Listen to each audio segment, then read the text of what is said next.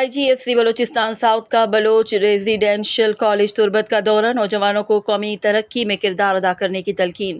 IGFC Balochistan south major general Bilal Sarfraz Khan نے Baloch residential college تربت کا دورہ کیا۔ دورے کا مقصد نوجوانوں کو مثبت سرگرمیوں اور قومی یکجہتی کی طرف راغب کرنا تھا۔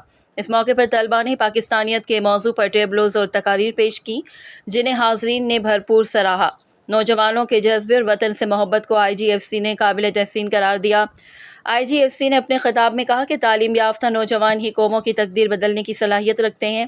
مزید انہوں نے بلوچستان کی مجموعی صورتحال پر روشنی ڈالتے ہوئے کہا کہ بلوچستان کے نوجوان پاکستان کا قیمتی اثاثہ ہیں اور ان کی کامیابی ہی صوبے اور ملک کے روشن مستقبل کی ضمانت ہے۔